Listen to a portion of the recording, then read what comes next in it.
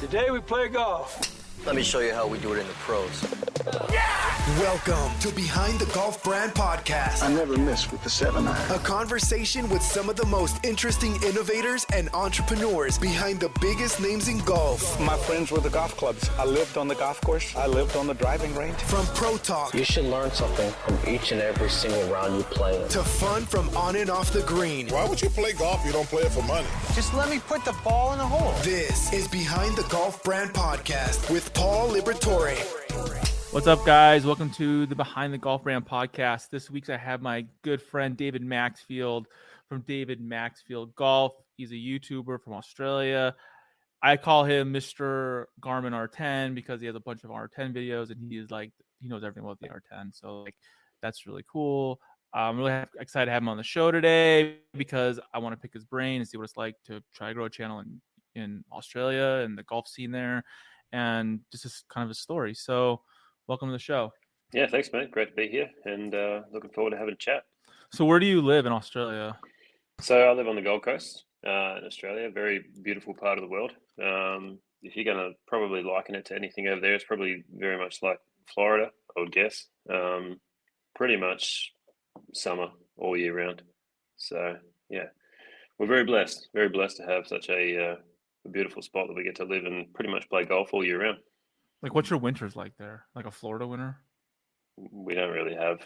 Really? I mean, we do. I guess it gets to like 20 degrees Celsius, maybe. Would be a cold day in winter. It's like Arizona, dude. Sure. I live in Arizona. It never gets cold here. Like it gets a little cool Yeah. maybe in the winter, but like 30 degrees, 40 degrees. Yeah. Are you a professional golfer? No, not at all. I love it. I love it. I love playing it. But in terms of being a professional golfer, no. Thought about trying to go down that route through Q school and that sort of thing, but it never really eventuated. So just enjoy doing what I do now. So growing up, I'm assuming like you used to play golf as a kid, right? No, And like your dad taught you. No, you didn't play golf as a kid either? no. Well, I did. I did very intermittently. Like, so Dad would take me down to this little par 3 course in the country, Victoria, where I grew up, Sale, and we would play, intermittently every now and then, just as you do, with your dad as you're going up. But then really my main sports were AFL and cricket, and I played those, right up until I was 21. So how old are you now? 32. 30? 32 Oh, now. okay. Yeah. Yeah. So what made So you like get more into golf then? Well, we had my eldest son, who's now 7. So I really took golf up quite late. Seriously, I mean, like I always had a set of golf clubs, and I'd play like everybody, like 2-3 times a year with your buddies or something like that. But then when I was about 25, we had our son Zeke, and so I didn't play golf for like 3 years until he was about 3, and then I really picked it up then. So I really picked it up like 27, 28. I went and got my first golf membership. And just I think the nature of the way that I used to play sport, I always tried to play at the highest level. So I just got addicted to it. Played every single day and tried to get better and better and better. So yeah, it definitely wasn't something that I was serious about from a young age at all. I loved it, always loved it, loved watching it. But my main sports were AFL and cricket. You love the NFL? AFL. Oh, AFL. I NF love NFL. Yeah. I was like, that's different. Yeah. When did you start like your YouTube channel? I'm gonna say when I was at a guess, because I'm not very good with time when it goes like that. I think I was about 29, 30, so maybe like 2.5, 3 years ago. And that was very average stuff, really. Like, I mean, course logs, just using my iPhone, whatever number it was. I think it was like a 10 back then, and just sort of doing some stuff, putting some stuff up, really just for myself and because I just love playing golf. So I just documented it. And then it started to turn into getting a little bit more serious. And then, yeah, I really love it now. I've sort of found a bit of a hobby that's become really an important part of my life, to be honest with you. Your initial videos, were they golf videos? Like Yeah. you're doing now? Same style? Yeah. Different, I think, because I didn't have, what I've got now, like the indoor simulator and the Garmin R10 and a bunch of other things. But it was just going out on the golf course, playing rounds. So I did some ball reviews early on. Just that sort of thing. I think pretty much the way that anybody starts, you look for the cheapest thing that's going to be important to people. That's generally golf balls. You can go and review golf balls. So I started doing that, and then just slowly progressed my way up and got more and more serious with it as it went along. So when you get your products, are brands sending you products now, or do you have to buy them yourself? Mostly I'll have them sent, which is good. And that also kind of, it doesn't narrow the content. Narrowing the content is probably the wrong word. It gives the content direction, I guess, as to what I'm doing and who I'm affiliated with and those sort of things. So I think as you start, you're more than happy to go and do anything and everything because it creates more content and that sort of thing. I actually like being affiliated with brands. I like growing within those partnerships and strengthening those, because I think that, brands like, say, Garmin, for example, I mean, they're always going to bring out new products. They're an incredibly innovative brand, just like Callaway as well. You're always going to have market-leading products from those brands that you get to test. And one of my things is that I never wanted to test and review products that I actually wouldn't use personally, just for the sake of testing and reviewing them. And if I did review a product and I thought that it wasn't necessarily up to scratch or worth the money, then I'd relay that back to those brands, and I wouldn't review the product, or I would review it, but I'd just review it privately because, I wanted them to get my honest feedback. But at the same time, I'm not gonna, go and take somebody's hard-earned work on a particular product and bash it on a YouTube video either. So that's how I was too. That's how with the site. That's how I am. Like I've had people like give me products. I've tested it. They've been horrible. Whatever it was, not tested, but like used it or whatever it might have been. And I would just be honest with the person, and I'd be like, "Look, dude, this is really like not up to par. Like, you need to get back to the drawing board, or like, just because I don't want to burst someone's bubble, but I also don't want to be a jerk about it either. And like." Be honest and say, hey, if you did this and this and this, then send it back to me or whatever it was. That's kind of how. 100%. And I think there's a bit of a difference if a product has a negative point to it or something that you wish would be better, but the rest of it is still really usable and really good. You can be honest about those things and throw the video out there. But like you mentioned, there have been products that I've tested as well, and I've kind of thought, I personally wouldn't use this product, so I'm sorry, but I'm not going to promote it in that way, and here's my reasons and thoughts as to why. Because people can get like that, like when you're reviewing products all the time and you're putting them on YouTube, people can think, oh, you say good things about every single product, and it's like, well, you're a sellout. Yeah, I do. Yeah, like but they're paying you to say that. It's like, no, they're not paying me to say that. Yeah, that's right. And it's like, I do say good things about all of the products that I review, because otherwise they literally don't make a YouTube video. Yeah, like every product you review is like complete garbage, and you're like, this thing's crap, don't buy it. Like come on now. I mean, you always can find redeeming qualities in a product, right? It might be like, hey, I wish it did this or whatever. I mean, one time I was testing a Rapsodo versus a Mevo, and like literally the numbers were the same, right? Like, I mean, they're essentially, and the price point's the same. So then it came down to other features really that like, the buyer might not want or would like it better. Like, the app or the, like there's other, there's always ways of comparing and contrasting products, Yeah, totally agree. Were you always reviewing products like on your channel? Has it always been your thing, is reviewing? Have you done other stuff like, on course or, stuff like that? Yeah, I love a mix of both, to be honest with you. Like, I love getting out on course. I love playing and filming, because that's, why I got into golf, is because I love doing that.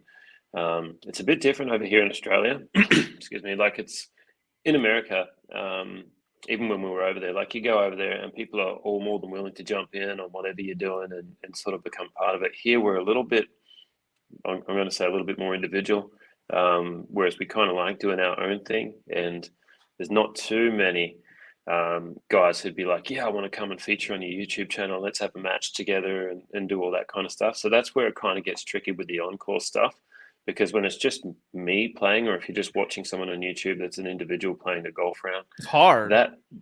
that is hard. Like it's really hard. Dude, I've done it.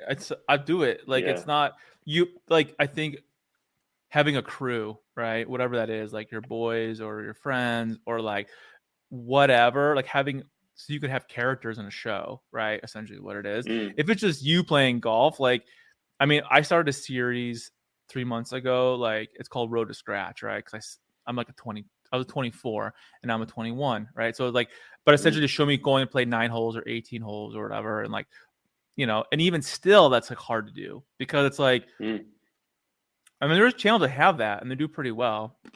I found a couple that people watch the whole video. Well, but yeah, and I mean, like the good guys would be a perfect example of when they're doing their individual stuff.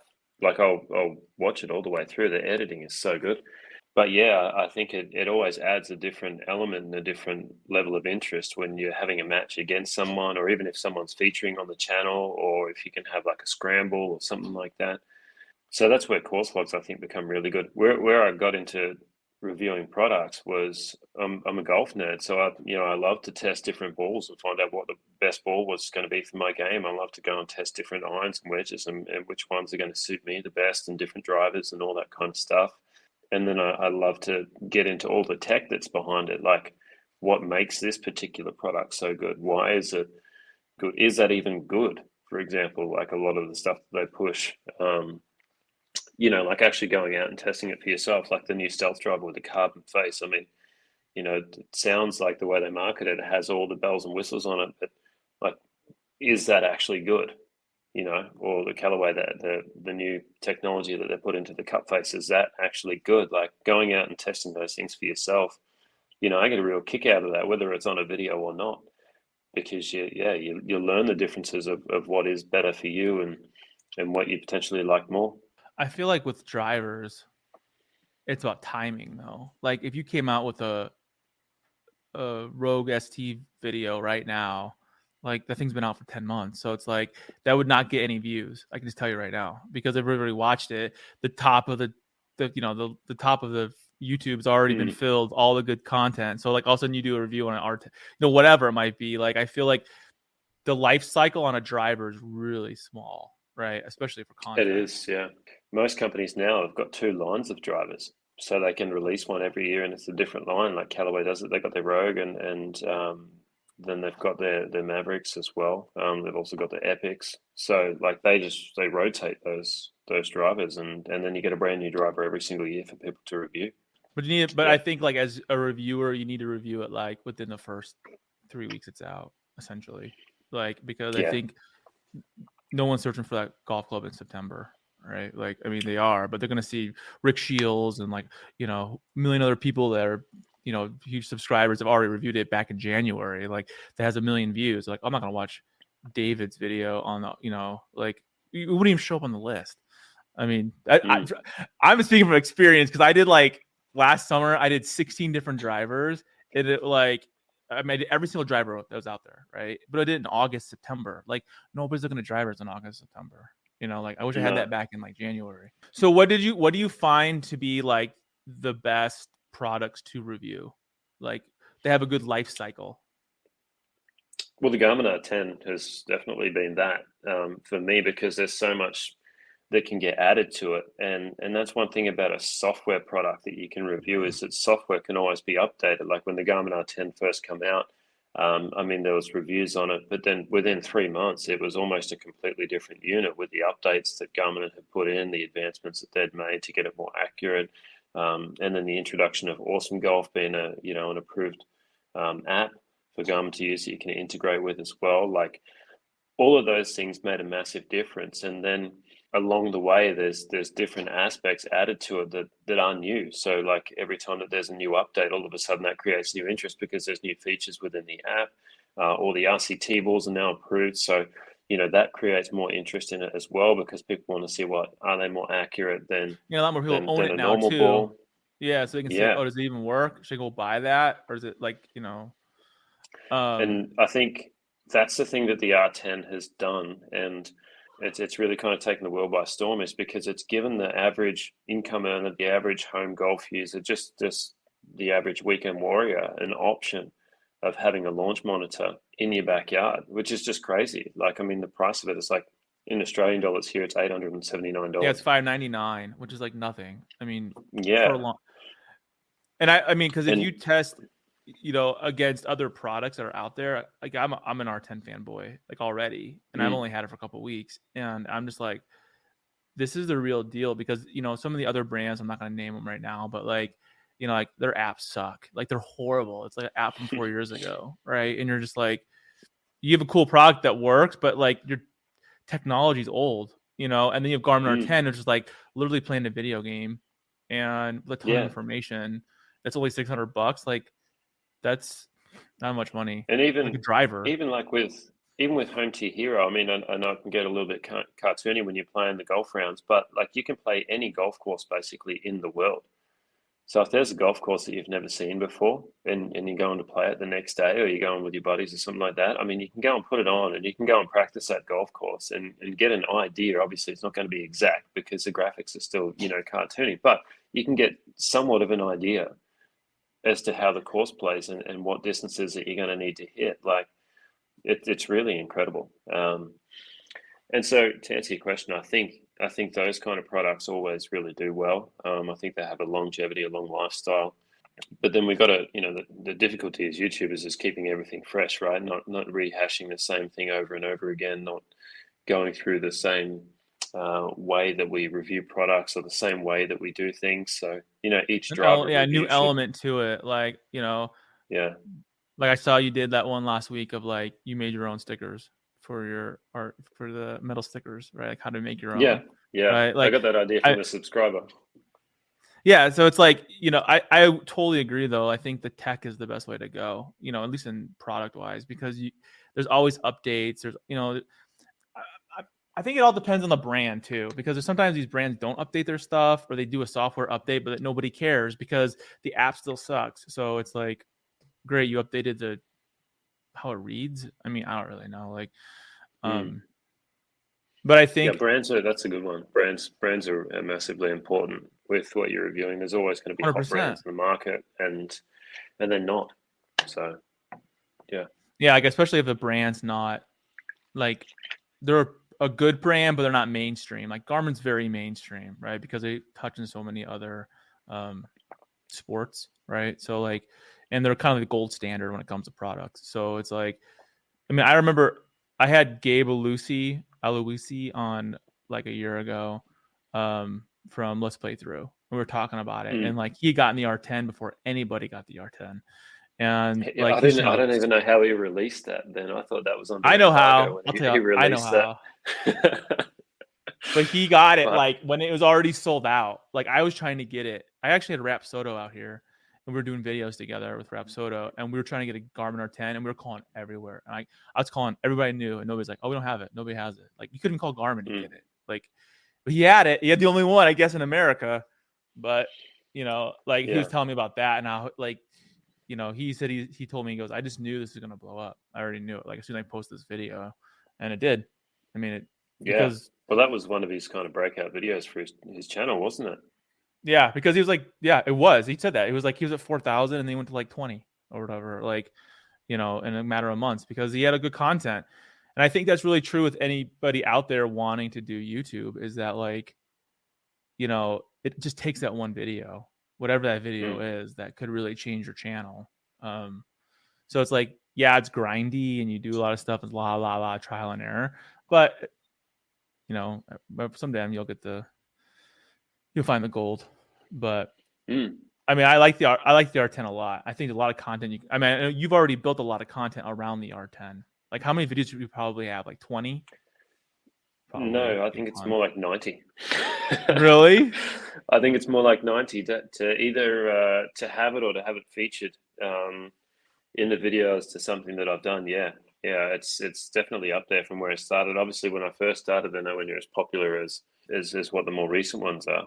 But it really opened up an avenue for me doing a lot of the videos from home to just create so much more content. So I used it constantly.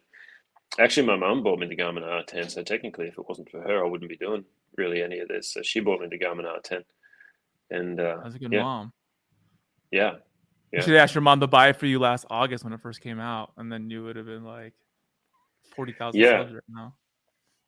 Yeah, well, I didn't get it too long after it was released. Actually, it might have been a couple months. I think maybe 2 or 3 months after it was released. Yeah, dude, it took forever to get it.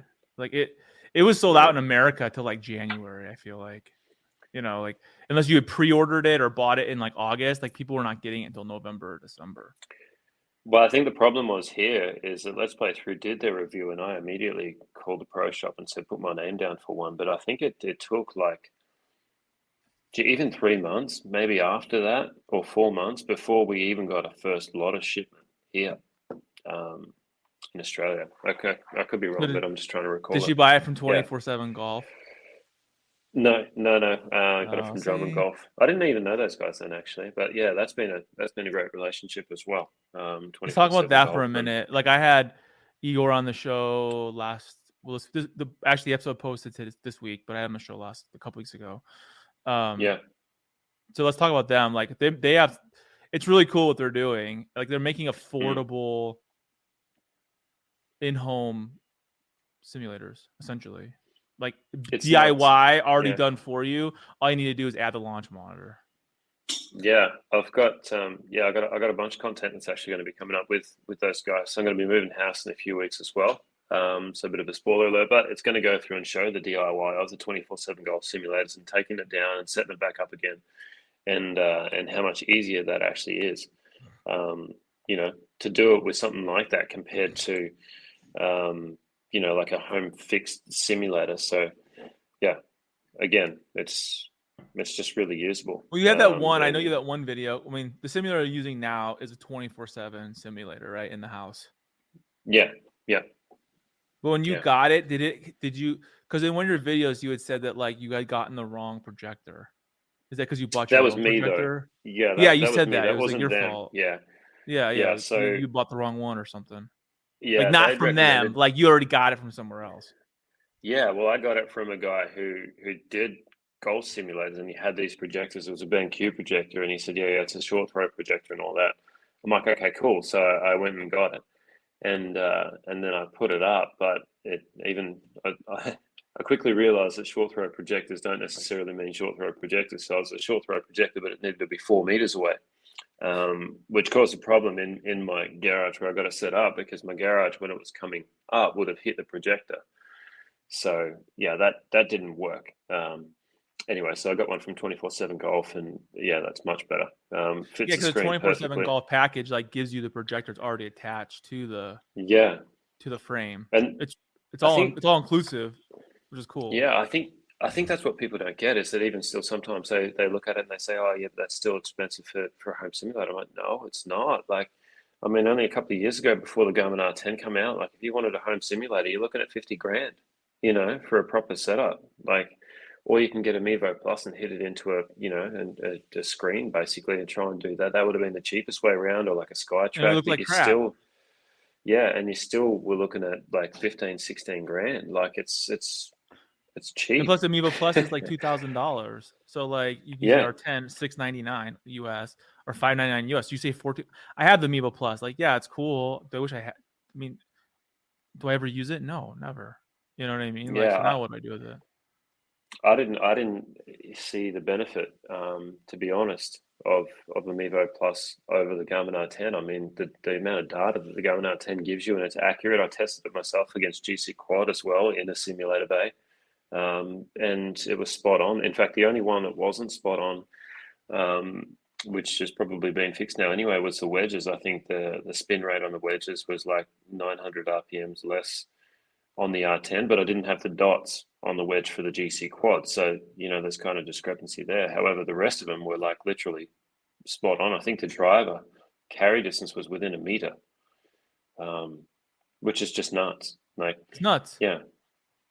Yeah. Well, that's I was in shock. Like, seriously, on my R10 video I just did, like, out of all the ones I've tested, like, to be only a half a yard off from like a $50,000 unit, like that's mind blowing. Like, if it's less than 5, I'm like, okay, it's cool. Like, it passes my test. Like, less than 5 yards, then it's cool, right? Because there's your plus or minus, right? But like, You know, we're talking, you know, like the only issue I'm having right now is the driver, which I was talking about before, and I'm trying to figure out what my deal is. But maybe it's And the I think so often we're looking for like exact numbers when we get to that point where we're hitting in a simulator, but realistically, when we're on course, we're not hitting. It's so much easier to do it in the simulator because you're hitting 20, 30 balls just one after another with a 7-iron or a wedge or a driver or whatever you're doing. So you're always going to be more consistent. I mean, on a golf course, you go from driver, and then if you've got like a busy golf course, it's probably 5 minutes later before you're hitting another shot, at least, you know, and you might yeah, hit at a least. 7-iron. So the reality that the simulator brings to the golf course is not necessarily 100% anyway, because you're just not hitting shot after shot like you would in a simulator. So you've got to pretty much hit a perfect shot every single time on the golf course to replicate what you're actually seeing in the sim. Unless, you know, you've got some issues that you're working on, which actually the other day I was pulling a bunch of mine left. So I got back into the simulator. I saw the exact same thing on the simulator that I was pulling it left. So then I'm able to, just through repetition, straighten that up again. Yeah, and like to actually yeah. start like breaking down your swing and being like, where am I? Oh, that's what I'm doing wrong. Okay, I gotta move my foot or whatever it is. Yeah, and video yourself all the time. It's amazing what you think you're doing compared to what you're actually doing. Oh yeah, it's so true. You're moving houses right now, so you're taking down your simulator and then rebuilding it. Is that right? What size? Yeah, what so size one do you have? The 10 by I've 10. got the bigger one? 2.6 meter high Uh-huh. by 3 meters wide. So what we're talking about, and I just chatted with Alistair the other day, is the roof in the new house is a little bit taller. I just don't know if the 10 by 10, which is a really big one, I'm pretty sure, isn't it? The 3 by 3 meter, what you talking meters here? So I know 3 it's by like 3 13. Isn't 13 by something? It's a big one. The 10 by 10 is like a square, I think. That might be the one that I've got now, actually. Although it's not square because it's Almost square. It's a little bit bigger than squares. Like I think it's 10 wide, but it's like 8.5 feet tall or 9 feet tall. 9 feet tall. Not Yeah, quite. that's the one that I've got. Yeah, that's the one that I've got set up there now, which is plenty big enough to be honest with you, but obviously bigger is better. So if we move into this new house and we got the higher roof that actually allows for the 3 meter high one and 3 meter wide, then we're definitely going to put that one in there, because then I'll be able to get a 16 by 9 image on the screen projected on there, and that'll look so much cooler as well. So yeah, yeah, they make some good stuff, man. Like I'm talking to them. I want to get one from. They want to send me one from my garage. My garage is like, I think our garages are shorter here in Arizona or something, because my garage is like a little over 8 feet. Like, so it's like it won't quite fit.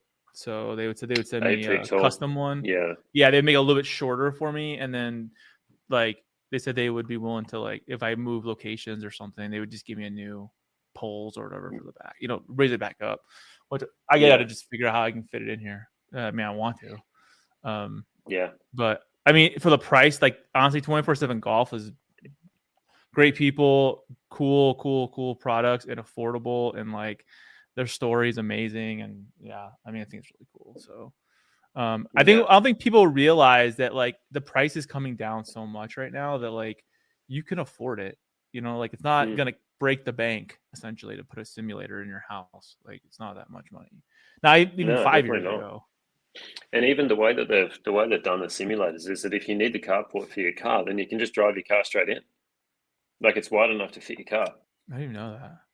Yeah, so you just drive your car in. Although what I'd recommend if you do drive your car and drive it nose in, because if you drive it and you back it in, then your exhaust could spray exhaust onto the screen. You don't want that. True. But yeah, drive it nose in, and it'll definitely fit your car in there. So do you feel like by having the sim in the house now, it's kind of a game changer for you, because you're doing a lot of stuff hitting that Sporina net or whatever in the yard? Sporina net, yeah.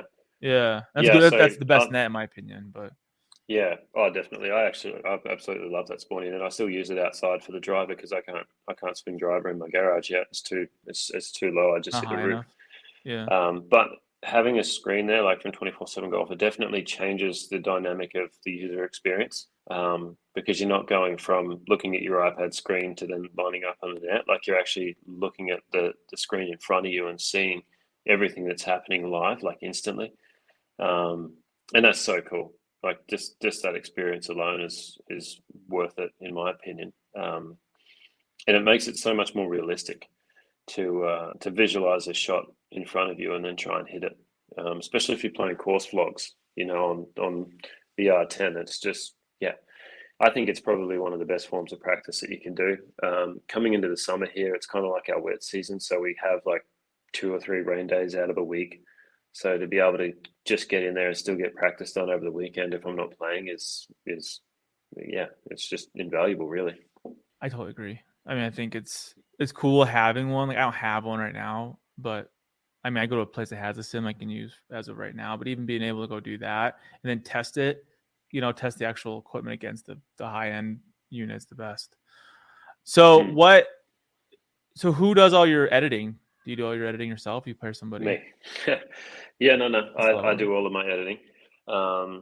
That's the longest part, I think, of doing a YouTube video, and it's probably what a lot of people don't get is that outside of actually doing the videos, you've still got a whole lot of editing. And then outside of that, like I have, like where I am now, like I have a full-time job as well. And kids. And I work, 3 kids. So I got a full-time job. I got a wife and 3 kids. She's amazing, by the way. That's why I can do what I do. Me too, man. Yeah, exactly. There's no way. Shout out to my wife. She's so patient with me. Like, I mean, she could easily tighten the screws if she really wanted to, and I'd have to slow down this a lot. But yeah, thankfully, she allows me to do everything that I do, which is really, really cool. So yeah, but yeah, it's like your hobby. Your hobby becomes your job, right? It's a lot of work to put out a semi-quality video. Like if you want good quality, like they have photographers and editors, but like to do it yourself is super, super hard. I mean, it's hard and it's expensive, man. I think that's another thing that people don't get is that they do say, you can start cheap, and you definitely can, on an iPhone and get some good audio or whatever. But as you progress, like to the level that they're at, like these guys, like even Grant Horvath from Good Good is talking about reinvesting back into his channel and making his quality even better in his content. And I'm like, wow, like these guys have got like $10,000-$15,000 cameras, that they're filming on. And then they're doing all of their editing and they're paying for that as well. They do extremely well on YouTube, but also that the amount that they invest back into their channels is quite incredible. And that's the vision as well for my channel, and where I want to get to is to be able to do that and to definitely upgrade a lot of the camera quality and get the drone footage in there. I mean, a really good quality 4K drone is like, $2,000 just as a base. So what are you using now to film? Like, what do you use? I'm using a Sony camera. So I got a Sony A7 III? No, not even that. Like it's a ZV-1 vlogging camera, and that's sort of just. Well, that's a good camera, though. I have that too. Yeah, it's a good camera. It films in 4K. The downside to it is you can't change the lenses. So if you're doing like course vlogs and stuff like that, you can't have someone zoom in. It's a huge pain in the ass when you're on the golf course.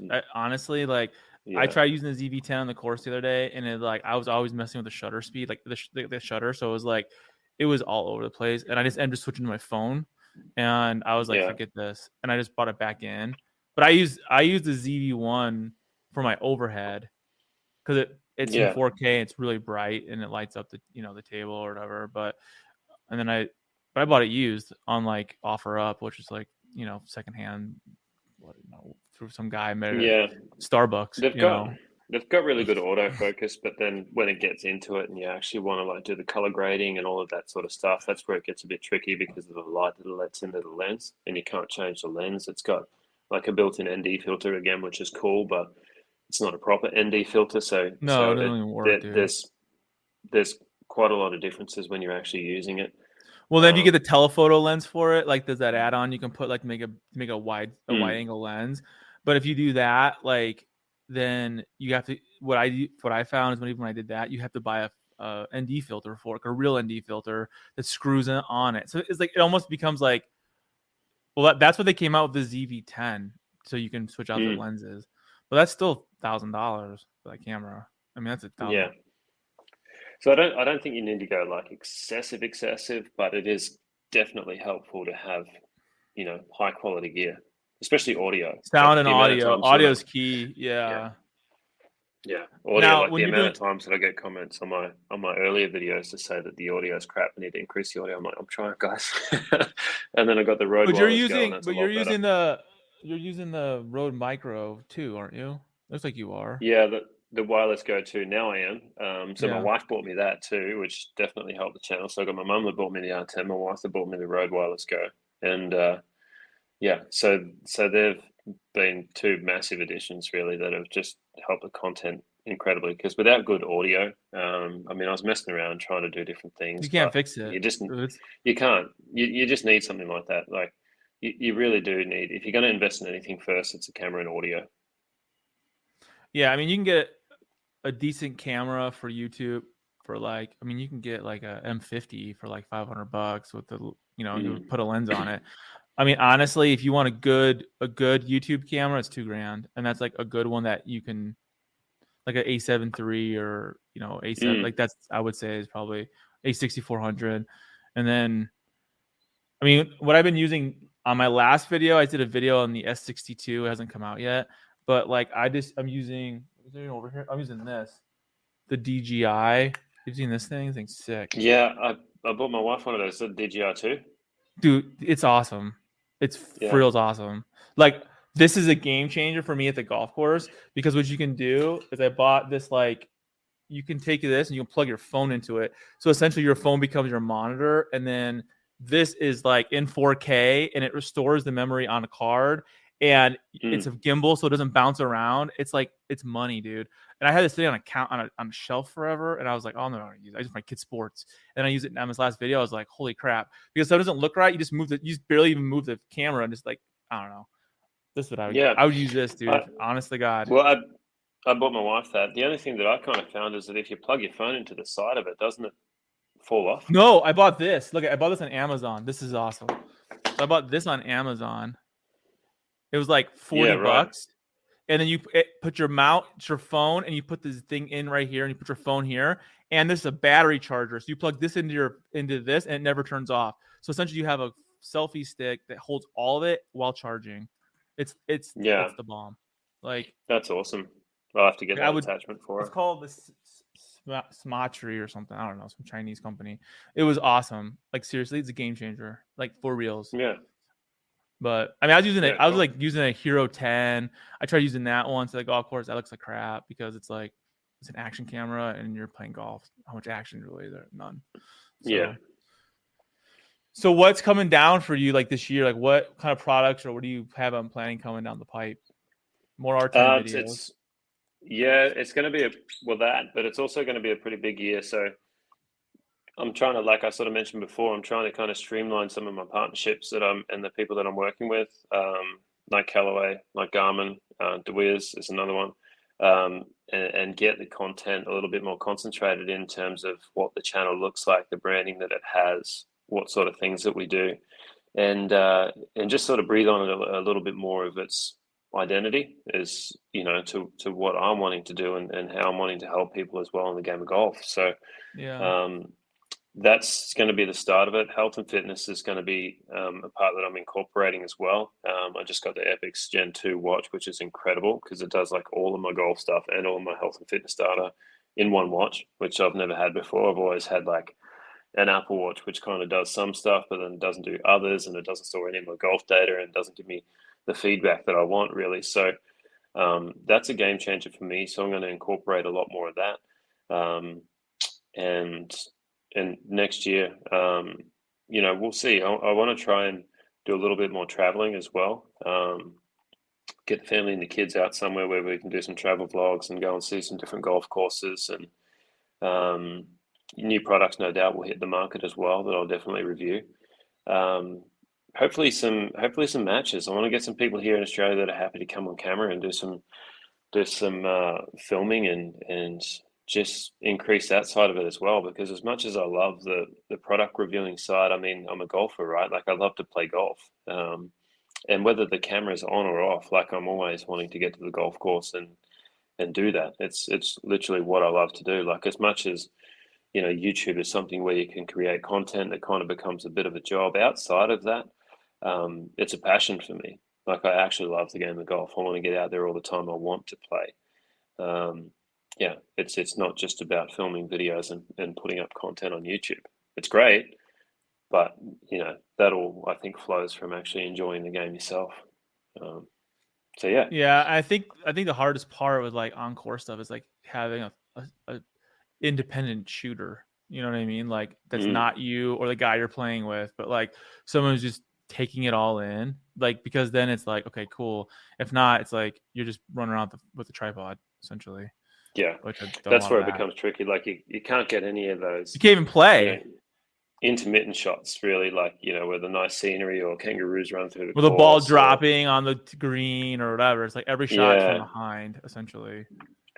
Like drone footage would be great. I'd love to incorporate drone footage, but then I kind of think, well, how would I actually do that? Like if I'm on the golf course filming a shot from behind, like down the line as how I'm hitting the ball, and then at the same time, I've got to somehow get the drone out and fly it up to the green and have it wait there while I turn all the other cameras Meanwhile, there's on. someone right behind Like, you on the tee box waiting for you guys to go. Someone would come down and club me. I'm sure of it. Like if I took that long just to set up one shot, and that's one shot. So that's where it definitely would be handy to have somebody else coming out with you, even if they were just doing the drone footage.